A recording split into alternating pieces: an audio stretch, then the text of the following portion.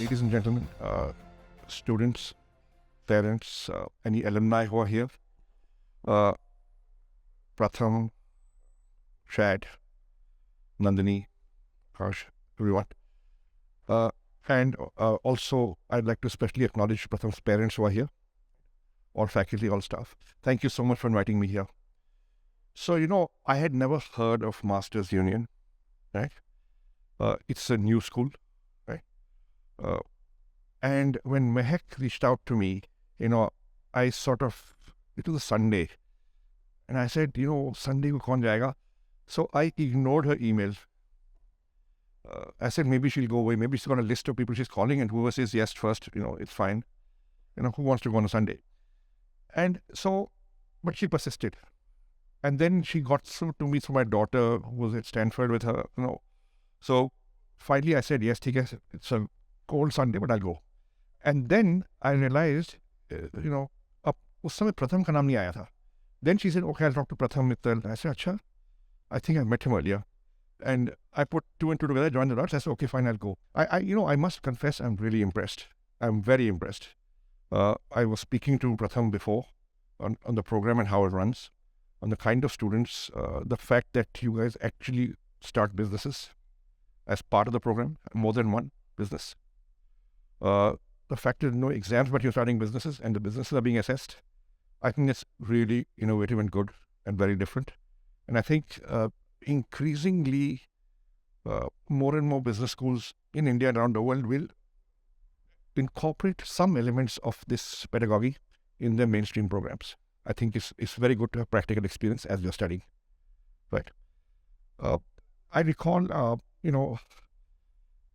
I had just entered college in 1981, and my elder brother had gone to IIM Ahmedabad and studied there for 2 years. After working for a year, he and 5 or 6 of his friends decided they didn't want to work in the corporate sector, and they all quit their jobs and went off to the US to do their PhDs, and now are all professors, all 5 or 6 of them. And this group had come to a house where we live in Delhi, and the others were not from Delhi, so they had visited Delhi to get the visas. So on the day of the visa interview, they all had lunch at our house. And I remember asking them, why on earth are you doing this? You are, you graduated from Ahmedabad, you're doing good jobs, you're just quitting and going, why? And they said also the same thing, we made a mistake. We had no clue what practical life in the corporate sector was like. And so we joined IIM as the extension of college. And now we realize we don't want this life.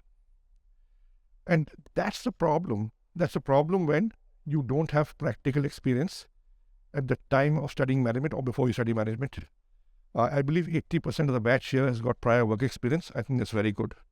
You have a very good reality check of what goes on, and you're clear this is what you want to do.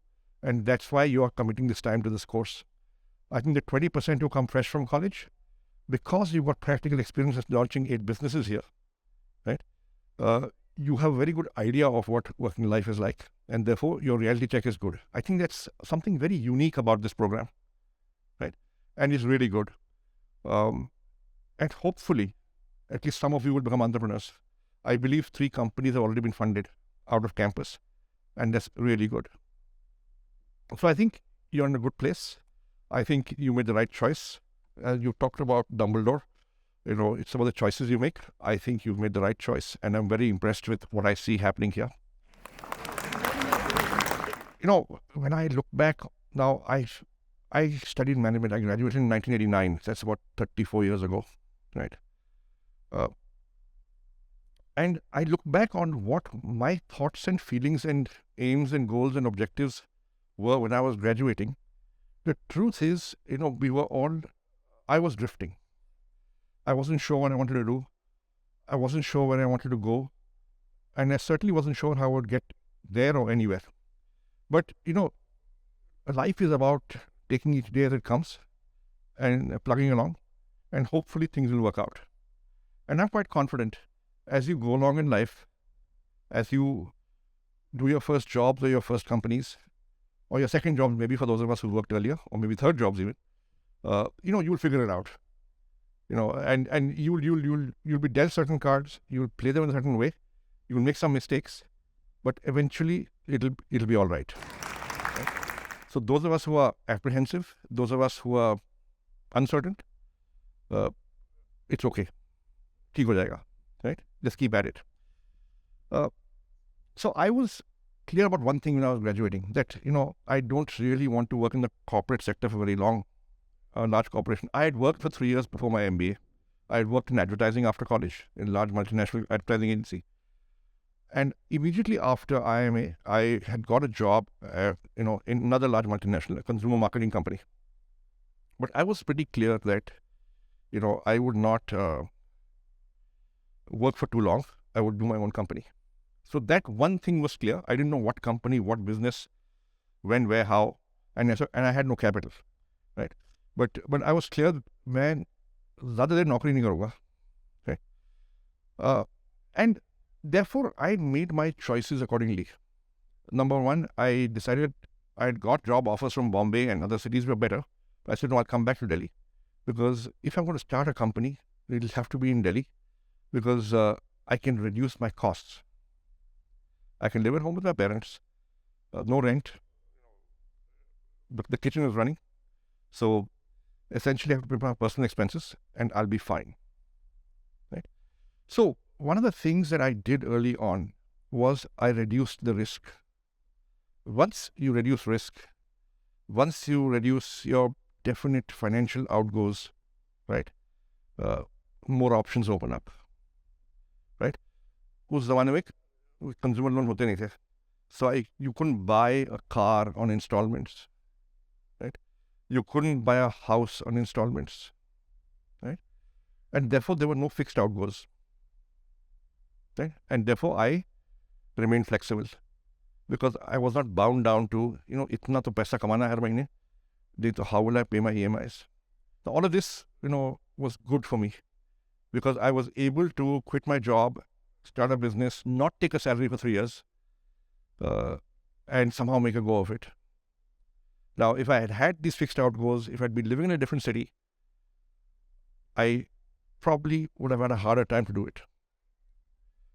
So one of the things that it's important to do, depending on what your goals are, is try and reduce risk, try and reduce, financial risks, right, early on, so that you get more flexibility. For those of us who want to be entrepreneurs, of course, if you'd rather pursue a career in the corporate sector, that is different, right?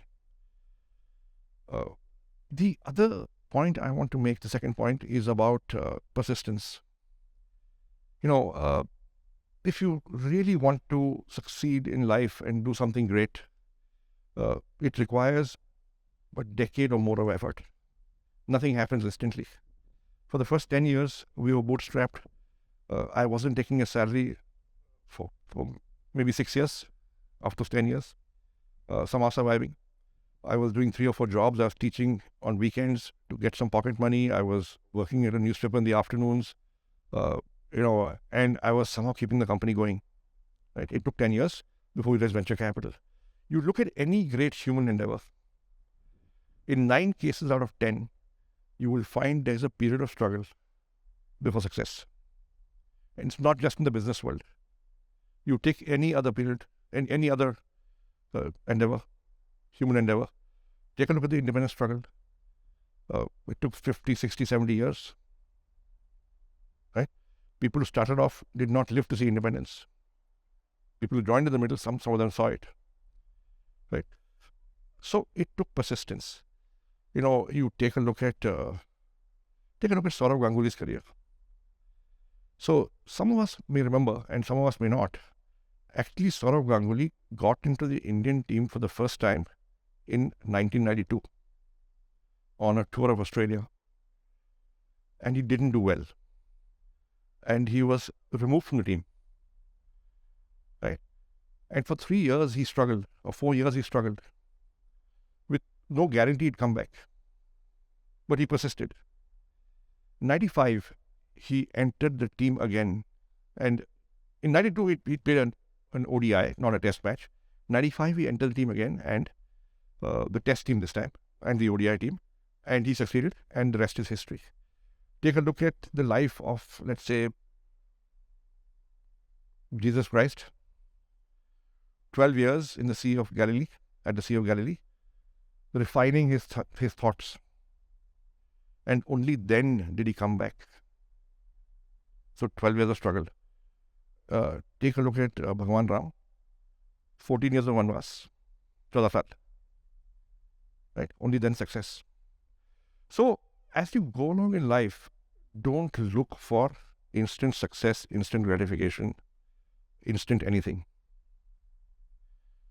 You'll be very lucky if it happens, but in 9 cases out of 10, it won't happen. So be prepared for the long haul. Be prepared to understand that anything good, anything great takes a decade or more to achieve. So be a little patient, be persistent. Don't give up in whatever you're doing. That's really important. Right. The next point I'd like to make is about the importance of working with people, importance of people in your life. No great achievement, no great career, very few actually might have been built solo, that you did it on your own. Typically, you depend a lot on the other people you work with, work for, you serve, who serve you, and over the years, the relationships you build, and that's how you succeed. So I recall when I got out of college, I was fortunate to get a job in the mid-80s. It wasn't easy to get a job straight out of Delhi University with a BA degree. I was very fortunate. Now I walked in there with an attitude. I had been to St. Stephen's, one of the best colleges. I had got an IIM admission, not joined, saying I'll work and then go, right? And so I walked in there saying, I'm smart, right? But it took about 6 months of getting my nose rubbed into the dirt by everybody around me for me to sort of become humble. Right? But that to me was the greatest lesson of my life, the first 1 year in Lintas, my first job, where I had to get work done from people who were older than me, but I depended on them, but they were not reporting to me. Right? I was 21, they were 27, 28. They didn't feel the need to do my work. Right? So getting my work done depended on my interpersonal skills, which I had very little of when I passed out of college, I must confess. Right?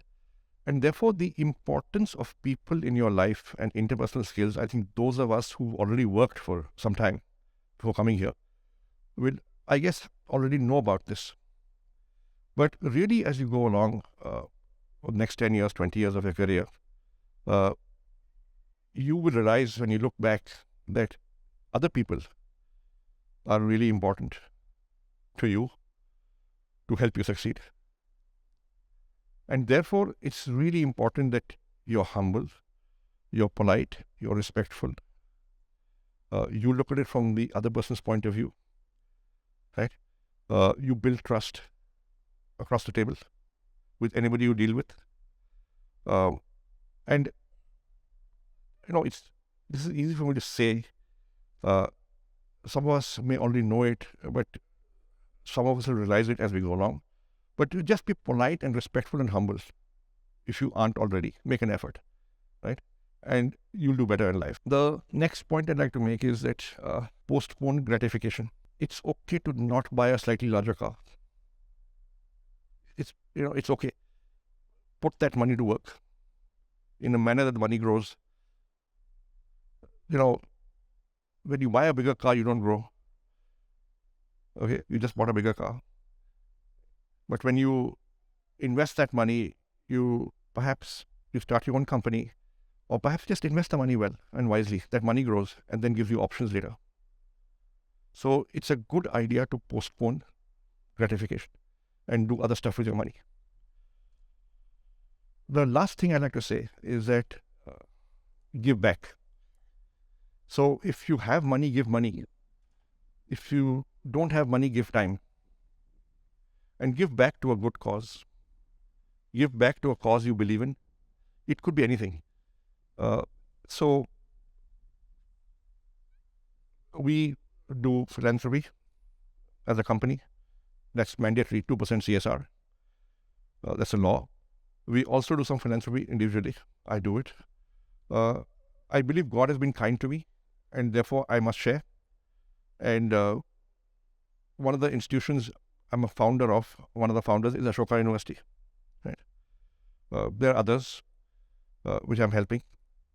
But all of us should give back. And I think the more you earn, the more you should give. And early on, if you don't have enough to give money, then at least give time. Right? I think that's really important. Yeah. I'll stop here. I could go on. I'll stop here. But congratulations and well done. And I'm sure you'll do very well in life. Thank you.